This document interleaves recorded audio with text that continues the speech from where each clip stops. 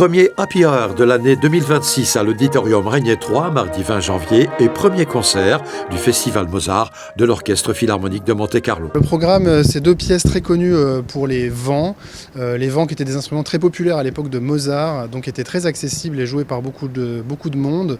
Et donc ces deux pièces sont des pièces un peu phares qui rassemblaient beaucoup, qui ont été beaucoup jouées à l'époque. Donc la première pièce, c'est un sextuor qui a été écrit à l'origine en sextuor, qui a été réécrite en octuor et finalement qui est joué dans ces deux versions. On a préféré de la jouer en sextuor pour permettre aux gens, au public, de bien entendre les différents timbres de la clarinette, du basson, du cor, et ensuite de profiter dans la seconde pièce, l'octuor en do mineur, de l'arrivée des hautbois pour bien faire la différence entre tous ces timbres.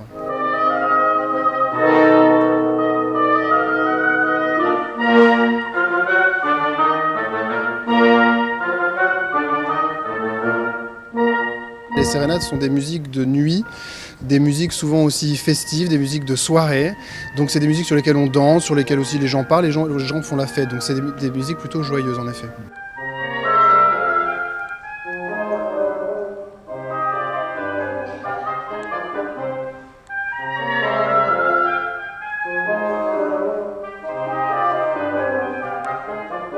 Pour les musiciens de l'Orchestre Philharmonique de Monte-Carlo, c'est happy hour, c'est avant tout le plaisir de faire de la musique ensemble, en petit comité. Alors ce plaisir, il est grand et il est d'autant plus profond cette semaine puisqu'on accueille dans l'orchestre depuis quelques années beaucoup de nouveaux membres, de nouveaux visages, et cet octuor aussi me tenait à cœur parce qu'on y retrouve 4 nouveaux visages de l'orchestre, donc des très jeunes qui viennent d'intégrer la formation pour certains et qui apportent leur petite touche de fraîcheur, de nouvelle inspiration, de nouvelles idées.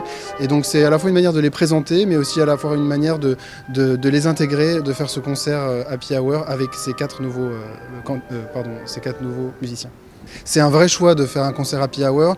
Je dirais que c'est un choix guidé par la volonté de faire de la musique ensemble, en plus amical, en plus petit comité. Mais très personnellement, c'est aussi un choix de faire de la musique pour un peu plus petit public, plus en proximité. Et en fait, pour moi, ces concerts Happy Hour, c'est un peu des concerts de l'amitié musicale, l'amitié des musiciens sur scène, mais aussi avec notre public qui est plus près de nous, qui nous entend mieux. Et donc, c'est aussi ce contact-là qu'on vient rechercher aux Happy Hour. Au programme du prochain concert samedi 24 janvier, le Requiem de Mozart.